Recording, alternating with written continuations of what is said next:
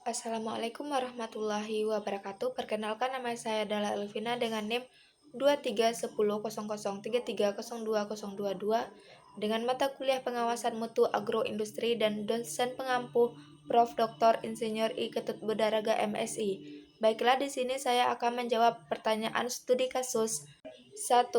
Pengawasan mutu produk keripik pisang. Kasus sebuah usaha agroindustri keripik pisang mengalami keluhan konsumen karena warna produk tidak seragam, rasa terlalu berminyak, kemasan mudah bocor. Perusahaan belum memiliki standar mutu tertulis. Pertanyaannya, 1. Apa masalah utama pada sistem mutu perusahaan?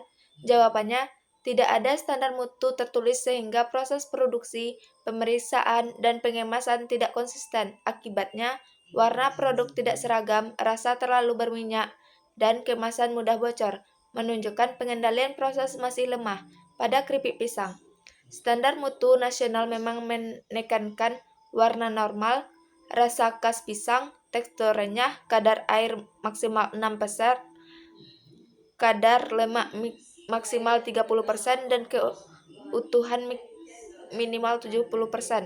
Soal 2, standar mutu apa yang harus dibuat? Jawabannya, spesifikasi bahan baku, standar proses penggorengan, standar kadar minyak dan kadar air, standar warna, rasa, tekstur, dan keutuhan produk, standar kemasan, penandaan, dan uji kebocoran.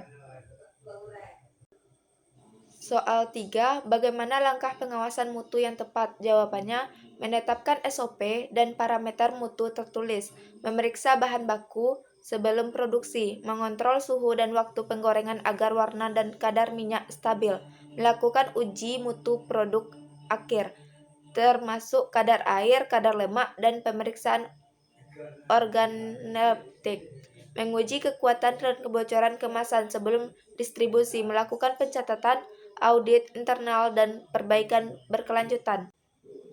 Studi kasus 2, kontaminasi pada produk susu pasteurisasi. Kasus produk susu pasteurisasi mengalami kerusakan sebelum tanggal kadaluarsa. Hasil uji laboratorium menunjukkan adanya cemaran mikroba tinggi.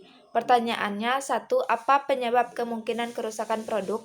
Jawabannya, kontaminasi mikroba tinggi yang biasanya berasal dari sanitasi buruk, proses pasteurisasi yang tidak cukup efektif, peralatan yang tidak higienis, kontaminasi silang setelah pemasaran, atau rantai dingin yang tidak terjaga. Produk susu sangat sensitif sehingga kegagalan higienis dan pengendalian suhu mudah menyebabkan kerusakan sebelum masa kadaluarsa.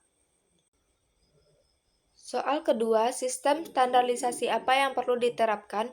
Jawabannya, GMP atau cara produksi pangan olahan yang baik, SOP untuk kebersihan alat, pekerja, dan lingkungan, HACCP untuk mengendalikan titik kritis seperti pasteurisasi dan penyimpanan dingin, standar mutu mikrobiologi, dan penyimpanan produk dingin. Pertanyaan yang ketiga, bagaimana tindakan pengawasan mutu? Jawabannya, memastikan proses pasteurisasi sesuai suhu dan waktu yang diterapkan, mengontrol kebersihan alat, tangki pipa, dan ruangan pengemasan, menjaga suhu penyimpanan dan distribusi tetap dingin, melakukan uji mikrobiologi secara rutin pada bahan baku, proses, dan produk akhir, menolak produk yang tidak memenuhi batas cemaran, melakukan investigasi sumber kontaminasi dan tindakan korektif segera. Studi kasus yang ketiga, penolakan ekspor kopi. Khusus produk kopi bubuk A, suatu perusahaan ditolak pasar ekspor karena kadar air terlalu tinggi dan kemasan tidak memenuhi standar internasional. Pertanyaannya, 1. Mengapa standarisasi penting dalam perdagangan internasional? Jawabannya, standarisasi penting dalam perdagangan internasional karena pasar ekspor menuntut keseragaman mutu, keamanan, dan kepatuhan terhadap spesifikasi teknik. Tanpa standar yang jelas, produk mudah ditolak karena tidak memenuhi persyaratan negara. Tujuannya baik dari sisi mutu fisik maupun kemasan. Pertanyaan yang kedua, parameter mutu apa yang harus diperhatikan? Jawabannya, kadar air, ukuran dan keseragaman partikel bubuk, aroma dan cita rasa, cemaran fisik, kimia, dan mikroba, kekuatan keamanan dan keawatan kemasan, label penandaan, dan kesesuaian standar internasional.